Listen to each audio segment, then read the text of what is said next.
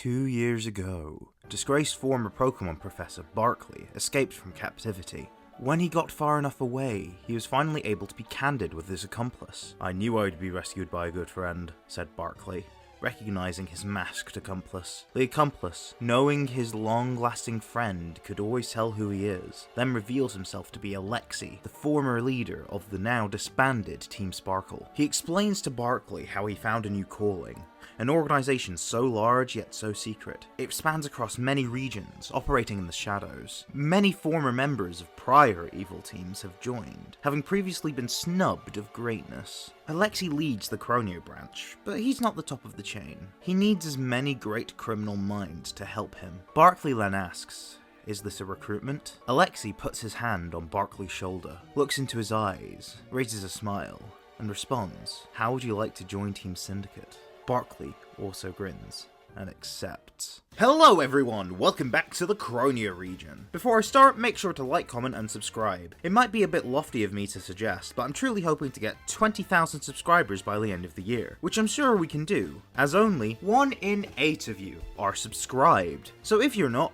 why not subscribe? Let's get back to the video. Team Syndicate, if I didn't make it clear in that opening, is not only the evil team in Pokémon Orpiment, but a mega organization, like Looker described in the first video of this miniseries. Looker would also help you storm the Team Syndicate bases, with him not initially recognizing you when you first arrive at your base. And yes, you can mostly tackle them in any order, and they do scale. Something amusing about this is that the word Syndicate is a synonym of team, but it sounded threatening and still fits, as it reinforces that they are a team to end all teams. Alexi would not be in charge. He's just the chief admin of the Croneo division, as there are multiple branches in different regions, including my next region. But back on topic, not only do they have a presence in other regions, but people from evil teams that have disbanded, or even ones which haven't if the member wants fingers in multiple pies, are part of it. I just liked the imagery of people who we've met in the series before, to showcase the importance and power of this organization. It's also a good excuse for a bit of nostalgia bait. The structure and general vibe I wanted Team Syndicate to give off was from the Illuminati, a conspiracy theory depicting a secret society plotting to take over the world through their powerful connections and maybe a bit of terrorism. I also took inspiration from Spectre from the James Bond book and film series,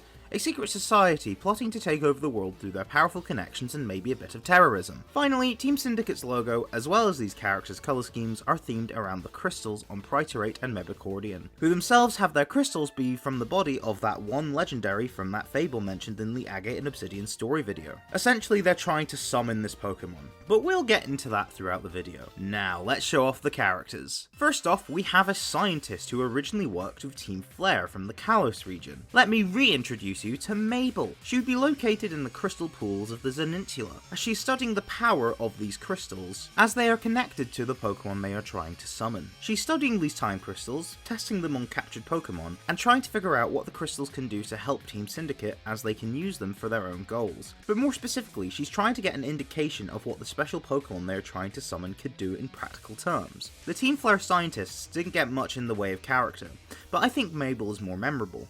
Not only does her hair complement her outfit, but her vindictive spite and cold heart are on full display. She always pushes the scientific method to its physical limit, and doesn't see a moral limit. I mean, she wasn't really caring about that Abomasnow in Frost Cavern, was she? When covering their teams, I'm going to mention 5 Pokemon. As these will scale, their teams may not be these full 5 Pokemon. They will always have their ace though. Her team is a Jacaterra, Bunty, Cronian Heatmore, Weavile, and Houndoom. Upon defeat, she throws a tantrum, as she's a very bad loser. She then gets a few of the grunts to pack up and leave with her, taking any research she could back to HQ. Looker lets you know he has the warrant to clear up any of the activity here, and make sure no one shady can come here again. After defeating each admin, you do learn a bit of lore to do with Orpithegel and the Pokemon they're trying to summon, but I'll read that out in full in the next video. The Fluorescent Forest's western portion houses Wild Poipole, who must have arrived via Ultra Wormhole. Naturally, Faba from the Alola region, formerly of the Aether Foundation, intends to study this in a makeshift facility. Unlike Team Flare, the Foundation is still going strong. He's only joined Team Syndicate because he was demoted further, and they needed someone who could research ultra wormholes. Without that knowledge, their plans are kinda scuppered. He's obsessed with his research, almost in a bout of madness about what he's looking into at times, but he tires of you, acting superior to a child and some dumb muscle, referring to yourself and Looker. His full team is a team of 6, but one of them's an unknown, so it's basically a team of 5. The rest of his team are Croneo Noctowl, Hypno, Otric, Alolan Raichu, and his ace, Slowbro. Upon defeat, he's stressed, and leaves in a similar manner to Mabel, as he prepares to weasel himself out of the situation, like he has done most of his career. Looker informs you that he's going to stay behind and close down this makeshift research facility. Not all returning admins are from the main series games.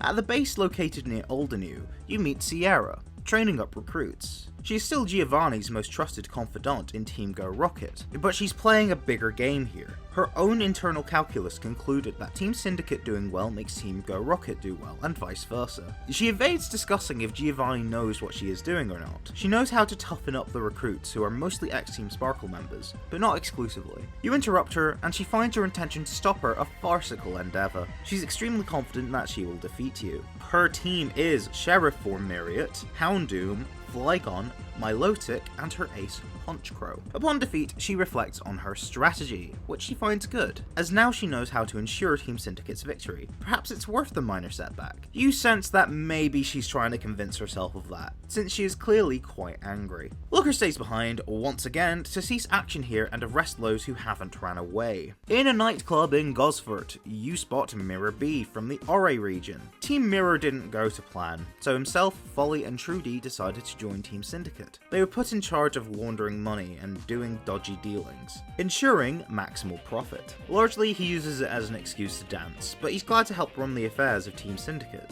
and the more profit for them means the more profit for him, for his own means. You threaten this, although he seems more annoyed that you interrupted his groove. His team consists of Jumpluff, Golduck, Hogmanay, Cronian Roserade, and his ace, Ludicolo. Upon defeat, he says he's vexed by how his battle tempo was. He says "see you later, darlings," before escaping through the window. Looker stays behind to close whatever's going on here down. To make an amendment to my last video, I mentioned that you'd fight 5 admins in any order. I have since changed my mind on that.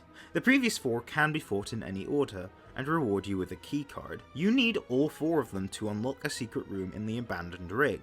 Barkley is there with some scientists. He will act as the final boss of this storyline. If you're wondering about Alexi, I'll clear that up in the next video, trust me. Barkley is working on some machinery. He casually mentions that he's possibly invented a time machine. The big machine is a prototype, but he's developed something more portable, as they'll need it at an undisclosed location, as well as needing it to open up a certain ultra wormhole. You walked in as him and his scientists perfected it. To stop you from spoiling it, he battles you. His team is actually the same as his Elite Four team from Agate and Obsidian, that being Metagross, Slowking, Chimonarch, UFO, and Heracite, which is his ace yet again. Upon defeat, he laughs. This battle was a distraction. The tech is already moved. They will be activated when the time is right. There is nothing you can do. Barkley's UFO teleports him away. You and Looker believe him, as there are no scientists in the room anymore. There's nothing much to close down, but he stays behind all the same, to see if he can find any clues about what Team Syndicate are planning to do very soon and where. And that's it for now. The Alexi battle, along with the legendary encounter and the Pokemon League, will all be discussed in the next video, as we've now covered all 3 storylines. Thank you for watching, make sure you check out the artists as well as my links in the description, and with all that said, I'll see you next time.